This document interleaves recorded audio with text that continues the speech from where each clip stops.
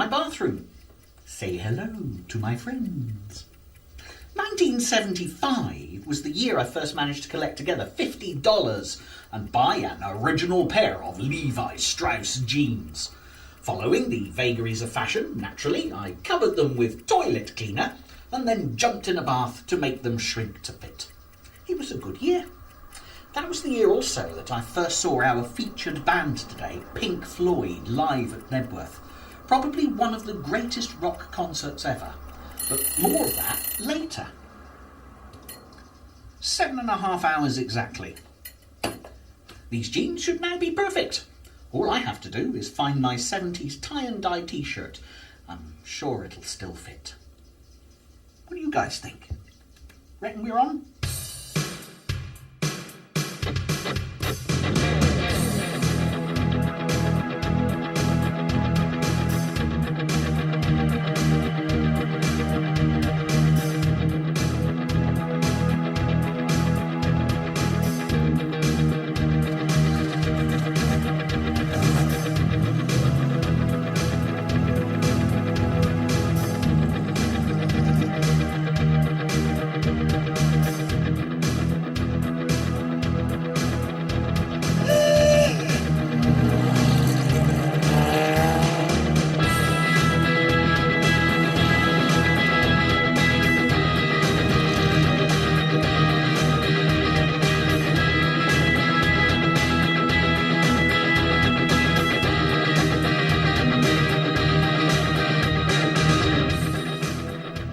Floyd was to music what Salvador Dali was to art.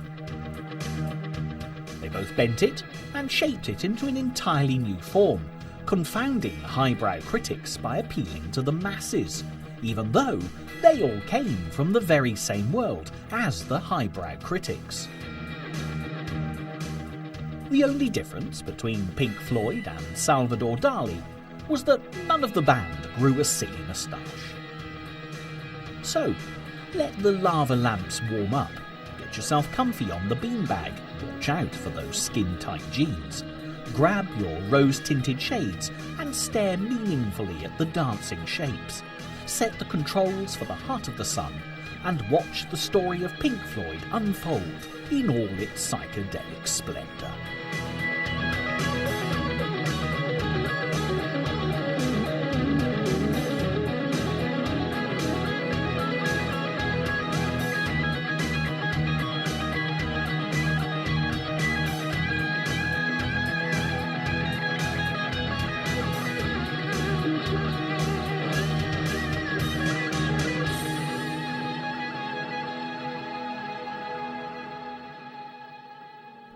Cambridge, England, is a town dominated by its famous university, a city awash with visual splendour and a rich history.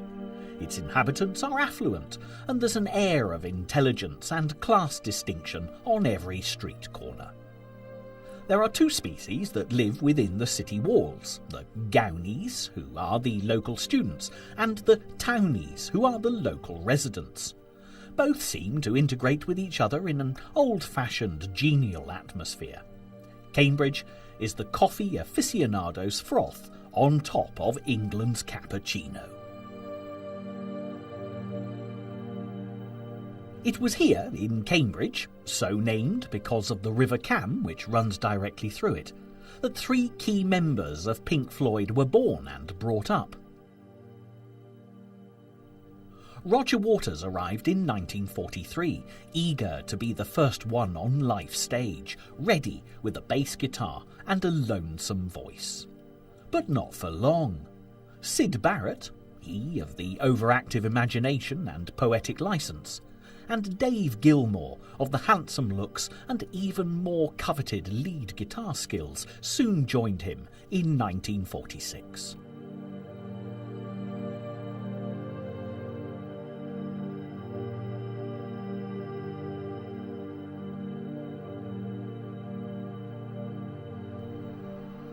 Meanwhile, in 1945, two more members waited in the not-too-distant wings of London to join the party.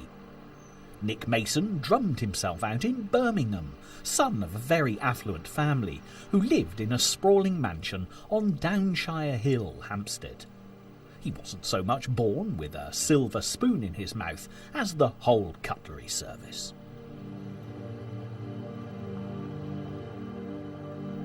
And Richard Wright was born in Hatch End, always the quiet, self-contained type who was happier standing behind a keyboard than a microphone.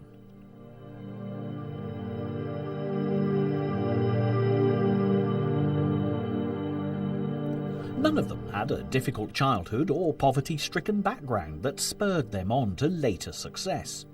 In fact, Pink Floyd's seemingly laid-back attitude, their soft music and heavenly vocals, perhaps came from the fact that they didn't yearn to break out of suburbia, unlike many contemporaries who rose from troubled roots to become working-class heroes.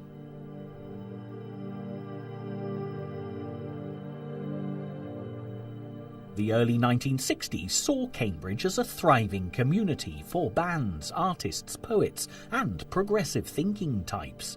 In hindsight, the whole atmosphere does scream the word pretentious.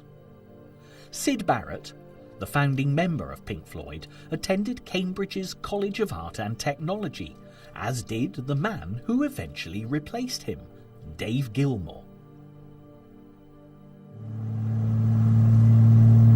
They were close friends, and ironically, it was Dave Gilmour who actually taught Syd Barrett how to play the guitar.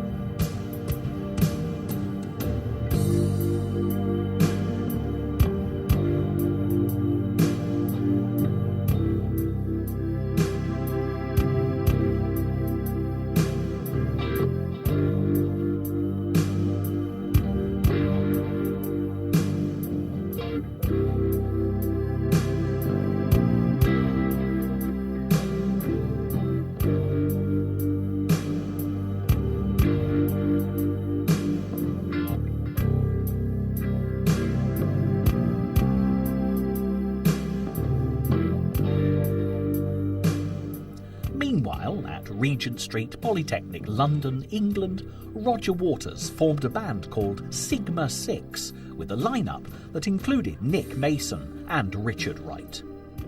They soon changed their name to the Screaming Abdabs, which sounds like the sort of mental illness that Syd Barrett later succumbed to. Syd Barrett and Roger Waters knew each other from their days at Cambridge County High School for Boys, where they formed a friendship because they both lost their fathers at a very early age, and it wasn't too long before Syd Barrett was drafted into the Screaming Abdabs. The band then went through a dizzying succession of name changes, including Spectrum 5, Leonard's Lodgers, the Megadeths, and the Pink Floyd Blues Band, before becoming the Pink Floyd Sound. They also got through a number of personnel changes too, with Richard Wright leaving temporarily to marry another ex-band member, Juliet Gale. It was Syd who'd chosen their new name, and although it sounded like something he came up with during an LSD-induced trance, it actually came from his record collection. He merged the names of Pinkney Anderson and Floyd Council, two respected rhythm and blues artists from the Carolinas, USA. Roger Waters later stated that if they'd merged the wrong names, they'd have become a local authority, Anderson Council. Syd Barrett was a much better artist than a musician, and it was with this discipline that he approached his songwriting, turning each composition into a work of art.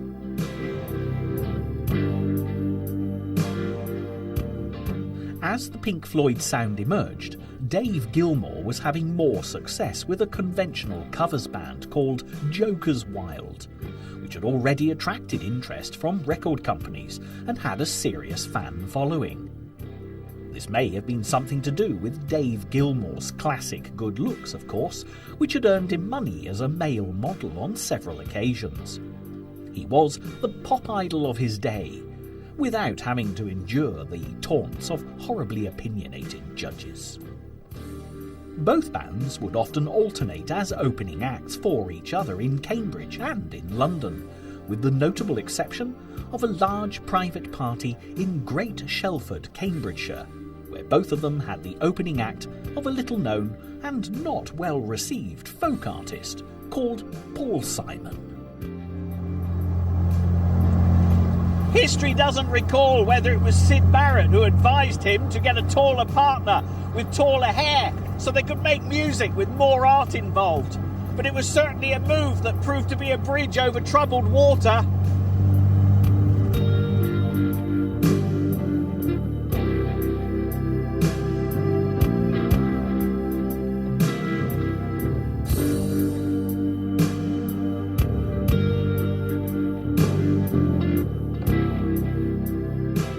By 1966, the Pink Floyd had lost their sound.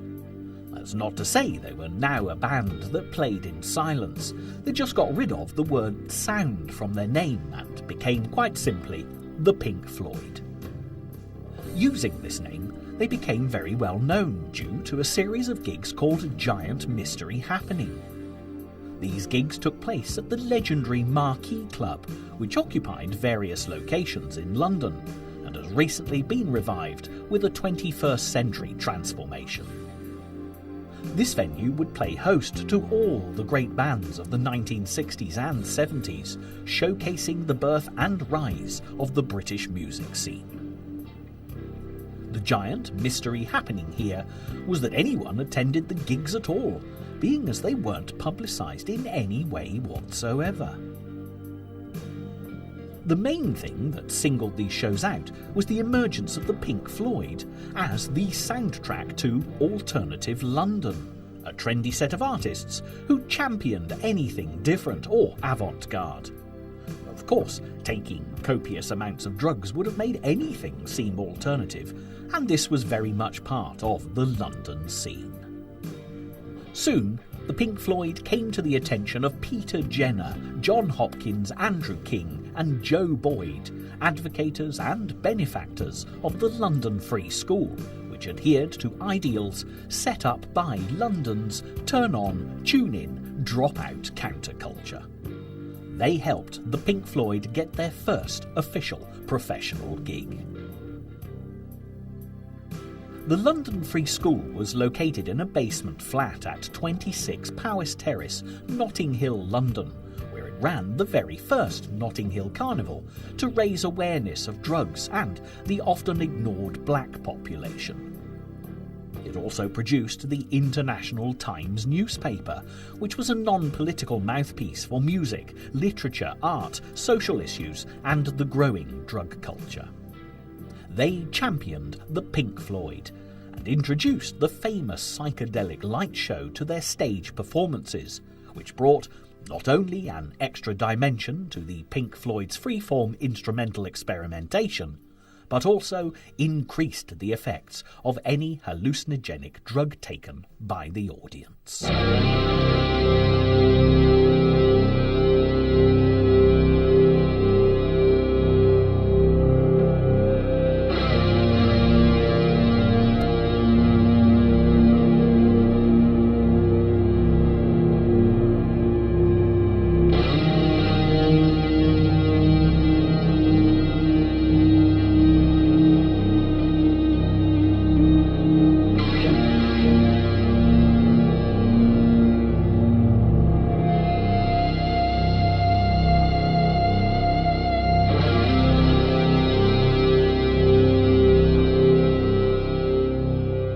Oddly, none of the band condoned this at the time, as they were typical middle-class boys who were not personally involved in such practices.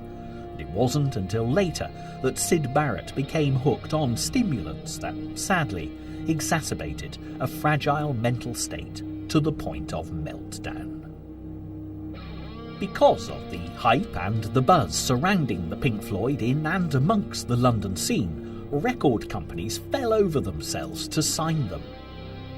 Columbia, a subsidiary record label of the mighty EMI, offered the most creative freedom for the band, and they soon signed for them. Sidney Arthur Beecher Stevens was the man who got their signatures. He was the same man who turned down the Beatles a couple of years earlier, and he wasn't about to make the same mistake twice.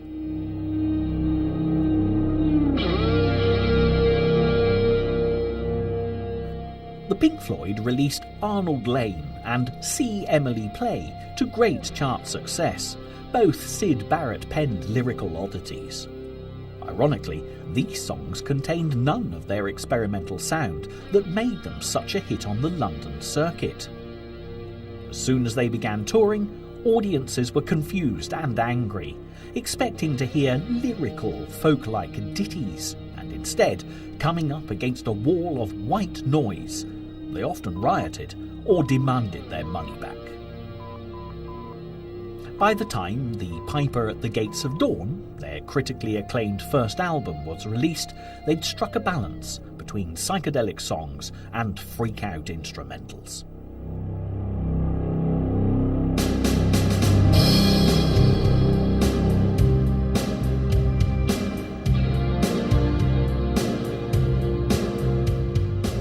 It lost them some of their core London audience, who saw it as selling out, but it gained them a much wider following outside of London.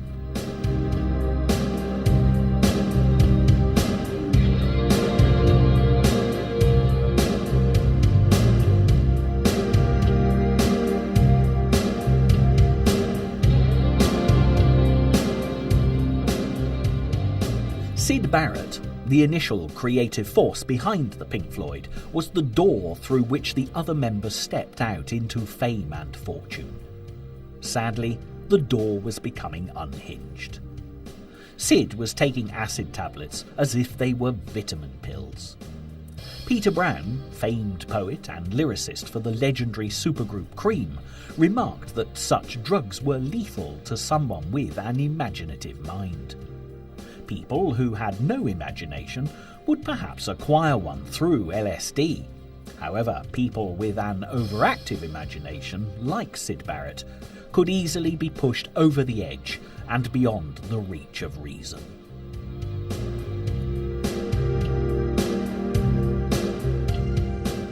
It all came to a head in 1968 during a tour with Jimi Hendrix, The Move and Amon Corner. The Pink Floyd were allotted a 17-minute set, which required them to play their short, snappy chart hits. Syd, who believed music was, like art, a form of expression and emotion, just couldn't handle the mundane, repetitive nature of playing the same thing every night. It was at this time that his old school friend Dave Gilmour was invited to deputise for him by the rest of the band.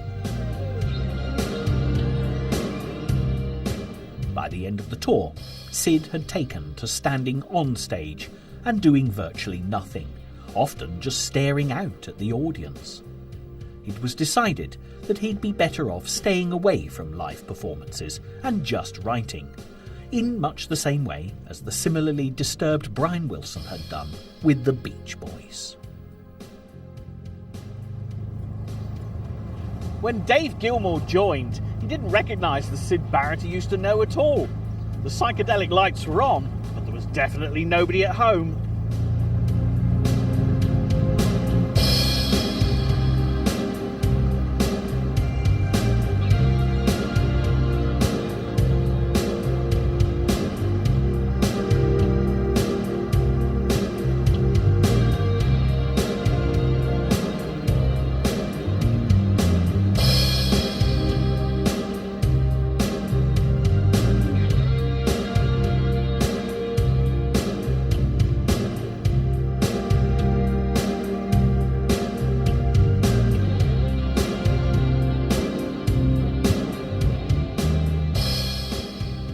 Syd Barrett officially left the band in 1968, taking with him the word "the" from their name.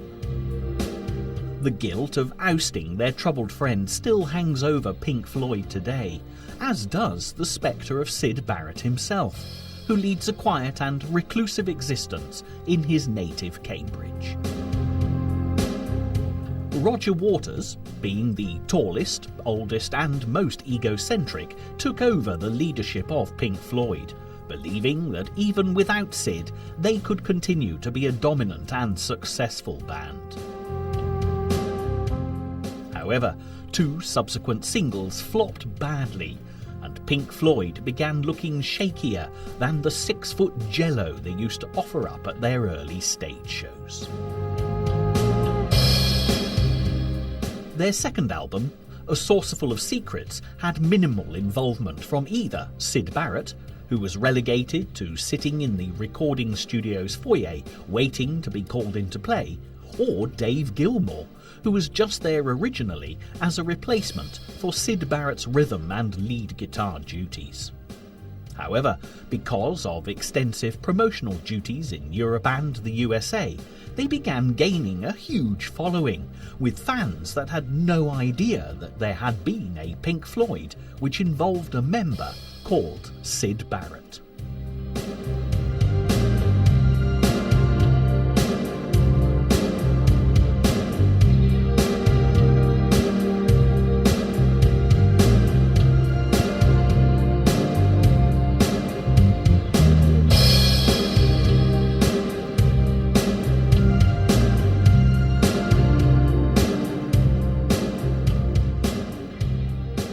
Syd Barrett gained a cult following that still exists to this day, including a Syd Barrett Appreciation Society.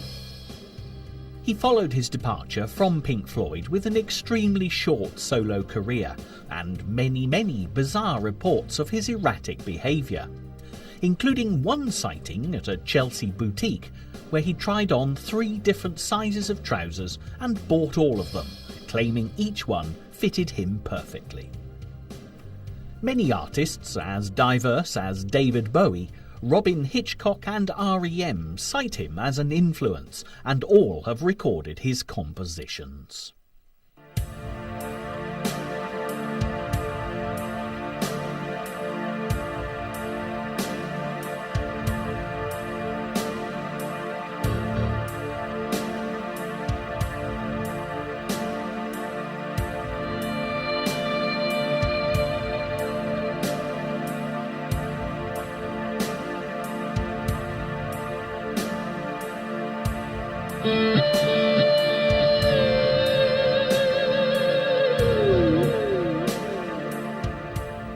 During 1969, Pink Floyd embarked on extensive tours in England and abroad, which took in renowned and popular venues such as the Royal Albert Hall, London, Fairfield Halls, Croydon, and the Mothers Club, Birmingham. This resulted in a new double album, half of which included a recording of them as live from their tour, called Ummagumma. The title was not a little-known African tribe who played progressive rock music on the shrunken heads of missionaries, but it alluded to the Cambridge slang word for copulation. Not quite as catchy when saddled with the New Age philosophy of the late 1960s. Free Ummagumma doesn't have the same ring to it as free love. Imagine asking someone if they fancied a quick Ummagumma. They might think you'd had too many beers, which, thinking about it, probably isn't a bad thing before you start prancing around asking somebody for an Ummagumma.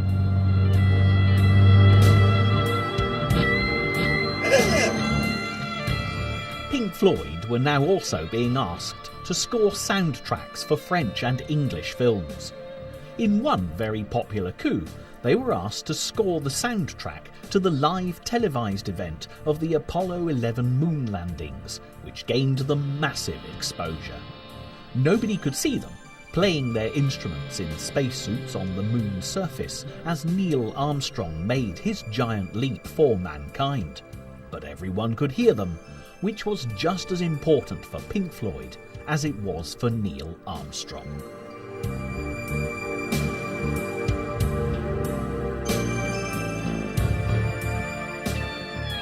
During the early 1970s, their next two albums, Atom Heart Mother and Medal, would establish Pink Floyd as a growing phenomenon. They both came with covers that would confound and delight fans, as they didn't feature photos of any of the band at all. Atom Heart Mother came with a photo of a cow stood in a field, whereas Medal featured a close-up photograph of a human ear submerged in water. Both were in keeping with their already established sense of the absurd. From then on, the covers of Pink Floyd albums would be the work of Storm Thorgerson and his artistic company, Hypnosis. My first photographic studio was one vacated by Storm in the famous Tin Pan Alley of London, otherwise called Denmark Street. Medal boasted two instant classics that would become live stalwarts played at every Pink Floyd concert. One was called Echoes, which started out as a 20-minute piece composed by Pink Floyd as a whole album, before being whittled down to the aforementioned song. The other, called One of These Days, came from a reworking of the title theme tune to the very popular BBC science fiction programme, Doctor Who. Science fiction is a big part of Pink Floyd's makeup, and the band were all big fans of this iconic show. The Doctor Who theme tune is also used to end the live performances of Orbital, a band similar in their approach to music and lighting shows, who were tagged as the new Pink Floyd when they first burst onto the music scene in the 1990s.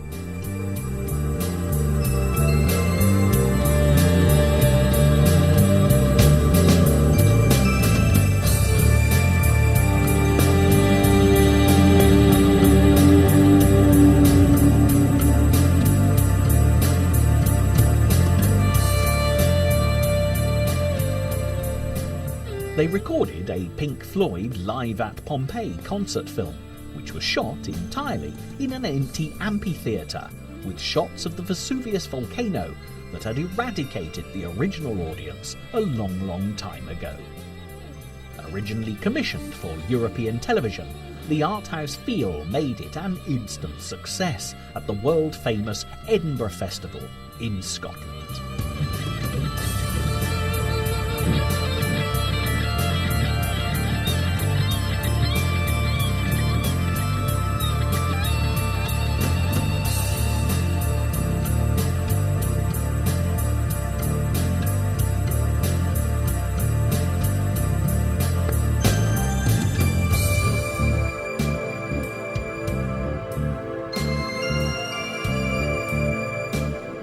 The Dark Side of the Moon came next, Pink Floyd's seminal musical tour de force. It was an album alluding to madness, and therefore alluding to the constant pressure of the business they were in, which, in turn, alluded to the pressures of constant touring, writing and creating, which centred itself on the ghost of Syd Barrett.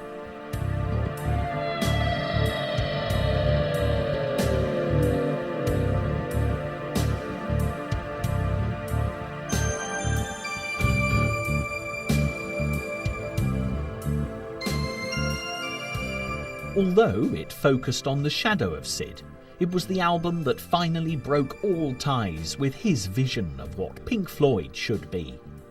It was an album that was effectively road-tested like a new car during long concert tours, playing nothing but this new material. The final pre-album release of a showcase was at the Rainbow Theatre, a luxurious venue opened in 1930 in Finsbury Park, London, which, like the Marquee Club, played host to all the big names of the 1960s and 1970s.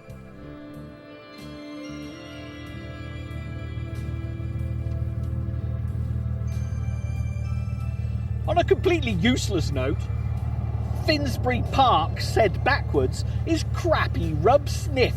Thought you might like to know that. I'm off now to a very special location, Nebworth.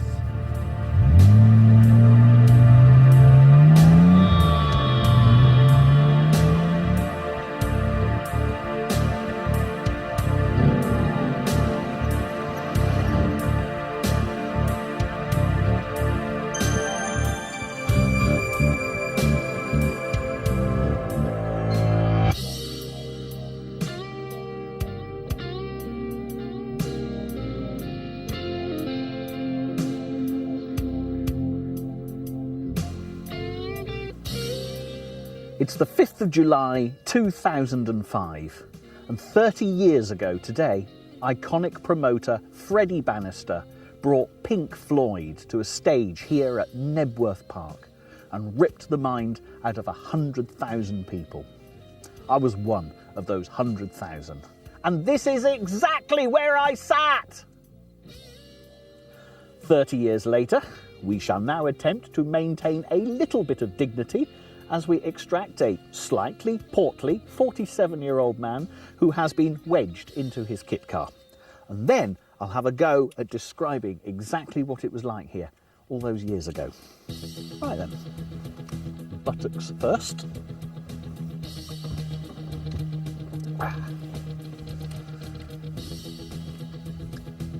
So far so good.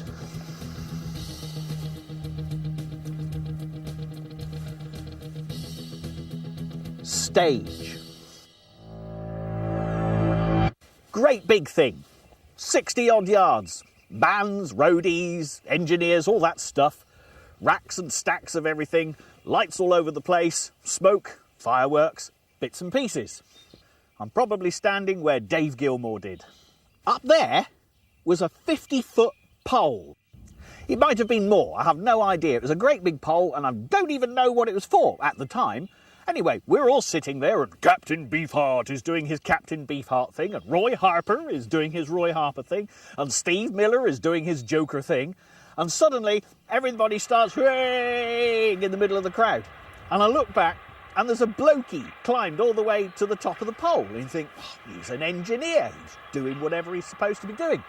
Until the tannoy said, will the man at the top of the pole immediately come down or the concert will not continue? And he sat at the top of his pole and he went, ah, as you would do if you had achieved such a thing. And the crowd went, yeah, more anarchy, and we were having fun, and it was a beautiful day. And he refused to come down. So a minute later, the tannoy said, will the man at the top of the pole please immediately come down or the concert will not continue? Hey, went the man at the top of the pole. When 100,000 anarchists all trapped in one field. 1 minute later, will the man at the top of the pole immediately come down or Pink Floyd will not come on stage? Boom! 100,000 people silent, daggers towards the pole. That man came down that pole like a fireman, covered with grease. Boom! Down he came. The concert continued. I digress while I remember that memory. That was a good moment. Stage. 4 great big loudspeaker stacks. There was one set of speakers here, and another set over here. The third one was here. And there was a fourth one right here. Pink Floyd started the set with the opening track of the new Wish You Were Here album. The one that goes ooh, for about 2.5 minutes, making it, I think, the longest opening single note by a rock band in history. With the exception of when I got my little finger caught between 2 keys in my Korg M1 in 1987. But that's a different story. When the ooh had gone on for 2.5 minutes, the 4 speakers went bong, bong, bong, bong.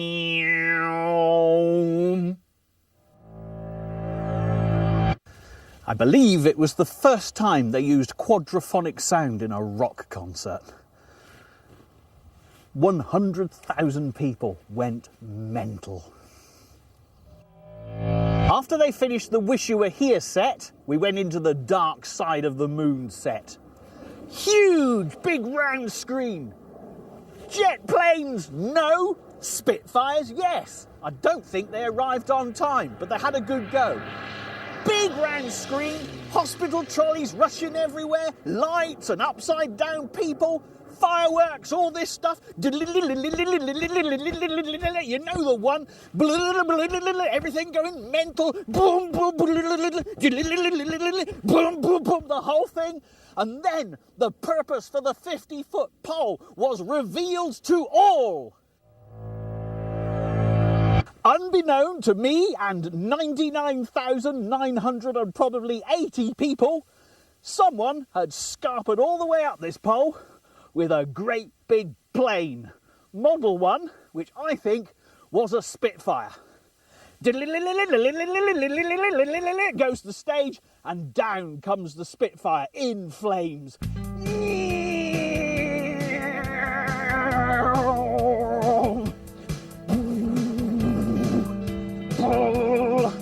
We start to see it. Whoa! Smoke's coming off. Boom! Lights are flashing. It's all going to blow up. It looks immensely huge when you've had 14 pints of Carlsberg. Little detour here, purely down to my imagination. Another detour there, purely down to my imagination. There must have been a wire. I hope there was a wire.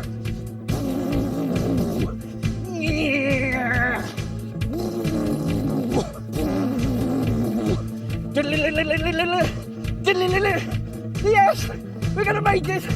And kaboom! Boom, bang, fireworks. Boing! Ta-da! Boom, boom, boom. The gong. Bang! The big screen. Whoosh! Bang! Wallop! We went mental. The evening drifted into a beautiful, starlit, wind-free, warm night. The lighting took over, and so did the music. 100,000 people here were absolutely in awe and at complete peace with their surroundings. It was unforgettable, and for me it must be one of the top 10 memories in an extremely busy life. I didn't know what they would do for an encore. Didn't even think about it. It was too busy, hoo, hoo, hoo, in a way as you do. And the crowd went silent, and the stage went silent. And then they played one single note. Ping! And it echoed all around Nebworth Park.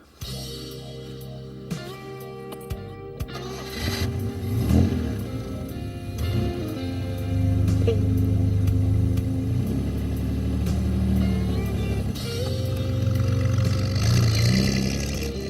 Wish You Were Here is notable by something extraordinary.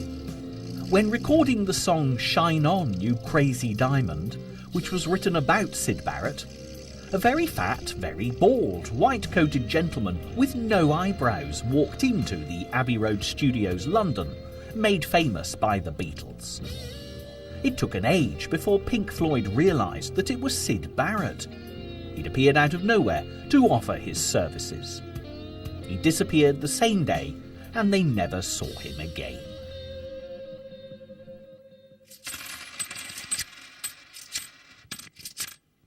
Tensions within the band were becoming increasingly fraught due to the divide between all four musicians. There was no urgency anymore to make music because they felt they'd reached their zenith with Dark Side of the Moon. They were also being lambasted in the popular press as younger journalists increasingly found their middle-class music dull and expressionless.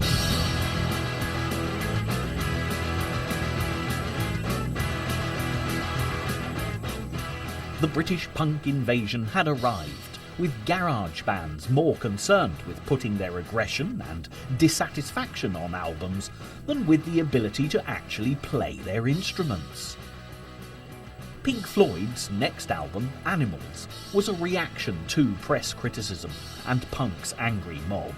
It was stark, angry, and far removed from the slickness of their previous productions.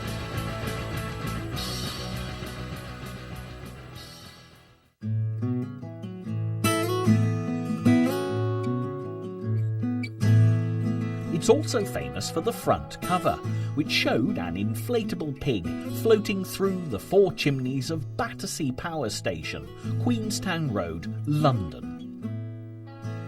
The station was built in the 1930s, designed by Sir Giles Gilbert Scott as the biggest brick building in Europe, and was once the symbol of modernity and progression, but now stands derelict and forlorn. A specially imported 40-foot inflatable pig broke free from the tether during the morning shoot and floated away majestically over the London skyline. Local air traffic control had to warn pilots of a flying pig in the vicinity. By mid-afternoon, it was seen at 18,000 feet over Chatham, Kent. It finally landed in a farmer's field in Chilham, near Canterbury, with quite a tale to tell the other pigs.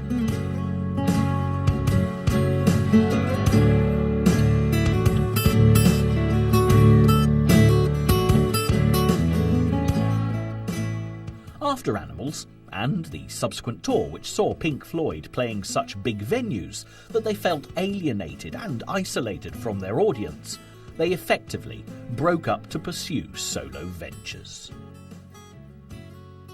Because of their massive income from record sales and concert tours, Pink Floyd had deposited their money with investment brokers Norton Warburg to try and reduce their tax liability. As a company, Norton Warburg were as watertight as the Titanic and managed to lose over £2.5 million, that was $4 million, of Pink Floyd's money, leaving itself £800,000 to pay off all debtors, of whom Pink Floyd was just one. To put it bluntly, Pink Floyd were faced with bankruptcy and a huge tax bill. So, Roger Waters reconvened the band with two ideas for a concept album. They chose the one called The Wall. From the very beginning, they hoped this project would evolve into three things: a tour which would be more of a theatre show than a pop concert, an album that would surpass all that had gone before it, and a film that would carry important moral messages and social debates. The ideas behind The Wall were all semi-autobiographical. The central character of Pink Floyd was a lead singer in a band, and it often depicted real events in Roger Waters' turbulent life, ranging from the death of the father he never knew in the Second World War to the teachers that had bullied him in his early life. Each time something bad happened, another brick would be built in the wall around him. The eventual descent into madness and megalomania were partly drawn from Syd Barrett's unhappy demise into reclusive mental illness, and partly drawn from Roger Waters' own rampant ego and controlling nature.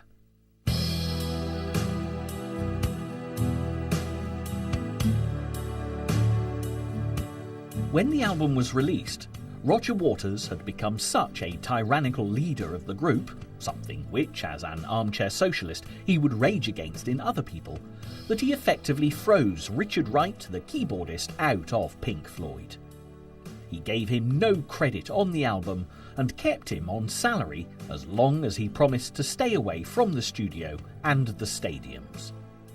In hindsight, this seems like a good decision for him, as the expensive tour spiralled in costs to the extent that the rest of the band were having to take no salary at all, whilst Richard was sitting in his holiday home on a Greek island, raking in the cash.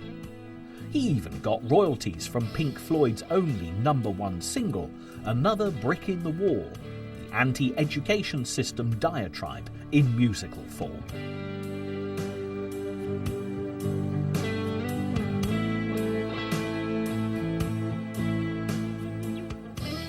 With the album and the tour completed, the film was the final thing to appear.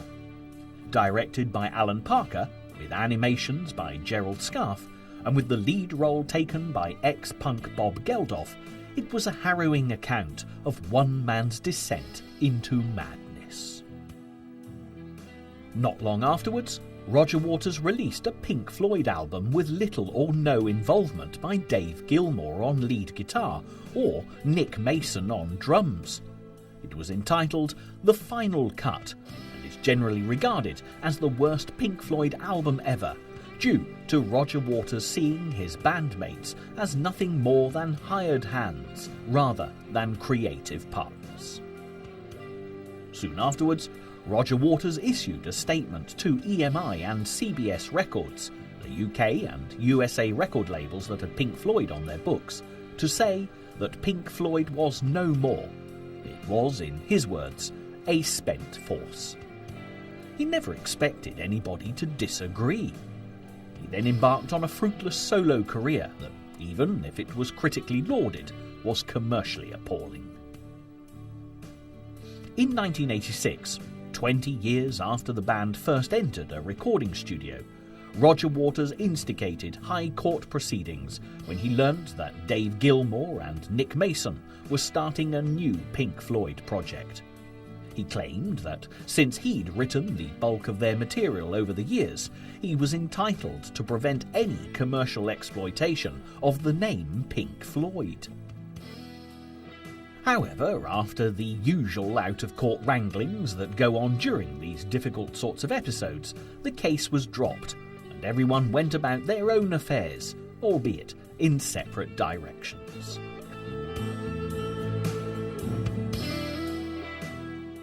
Dave Gilmour and Nick Mason released the new Pink Floyd album entitled A Momentary Lapse of Reason in 1987. For legal reasons, Richard Wright jumped back on board only as a salaried member of the band.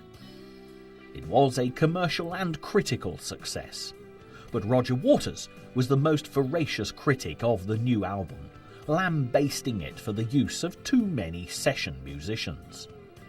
Dave Gilmour counteracted by suggesting that it was he who played bass rather than Roger on virtually all of Pink Floyd's songs, but was never credited, and that Roger would never credit anyone for their input into writing songs either. It was a classic case of throwing toys out of baby carriages at each other, or, to corrupt a classic Richard Burton war film title, Where Egos Dare.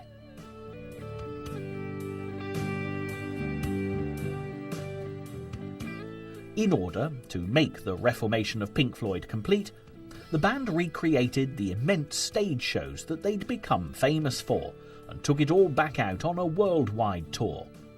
The box office success eclipsed anything that had gone before it and relegated the Roger Waters solo tour, which he'd decided to attempt at the same time, to a mere footnote in history. The comeback tour finished up at Nebworth Park, north of London, in September 1990. There had been 200 shows, 5 million fans, and £60 million worth of takings, not including merchandise. In the same year as the Pink Floyd tour finished, Roger Waters led an all-star cast of musicians and actors in a live performance of The Wall in Germany, featuring Joni Mitchell, Sinead O'Connor, Van Morrison, The Band, Tim Curry, Albert Finney, and Marianne Faithfull. The venue was Potsdamer Platz, right on the site where the no man's land had been situated between the Berlin Wall, dividing East and West Germany. The knocking down of the wall provided the perfect benefit concert performance for The Wall, which Roger Waters had vowed never to again perform. It was also the site of Adolf Hitler's underground bunker, where he'd committed suicide rather than surrendering himself in 1945. The Pink Floyd tour had helped cement the band back together again, and restored the shattered confidences of Nick Mason and Richard Wright, who'd both been bruised and abused by Roger Waters and his towering ego. With Richard Wright legally back on board, Pink Floyd recorded and released The Division Bell in 1994. Incidentally, the title was suggested by the late great science fiction writer and would-be guitarist Douglas Adams of the Hitchhiker's Guide to the Galaxy fame, in exchange for a £5,000 donation to the Environmental Investigation Agency. It is, in fact, the name of the bell in the House of Commons that summons members of England's Parliament to vote on any given issue. However, there was no question posed about the production values of the division bell. It was a return to classic Pink Floyd form, and more importantly, one of the most successful in the band's 30-year history.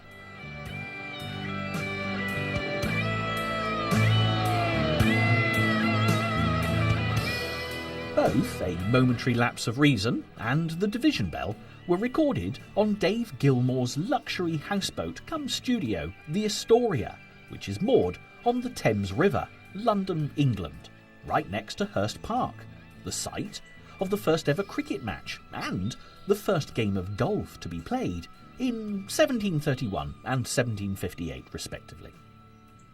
The houseboat was built in 1913 for the theatrical impresario Fred Carno, the man who took his troupe of acrobats and comedians to America and introduced the world to Charlie Chaplin and Stan Laurel.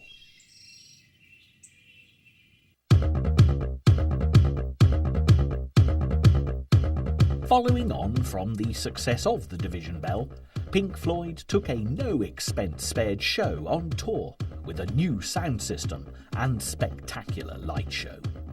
They carefully balanced old and new material, which attracted a new and younger audience, as well as appealing to the more mature fans. The tour also produced a new live album called Pulse, which was distinguishable from other albums by having a red LED flashing light embedded in the packaging that flashed intermittently on and off for 6 months. It also contained a complete live version of Dark Side of the Moon as the complete second half of the concert. Yet again, Dave Gilmour's floating studio, the Astoria, was the venue for the mixing, post-production and editing of Pulse. Pink Floyd are consistently likened by critics to a lumbering dinosaur still striding the world like a relic from a bygone age. What they seem to overlook is the fact that this dinosaur has teeth and passion, energy and emotion, heart and soul. It has overcome the loss of 2 of the key creators of the Pink Floyd species, but has still survived and is in little danger of ever becoming extinct. This dinosaur refused to be fossilised, instead preferring to evolve and take its rightful place amongst the truly great rock giants.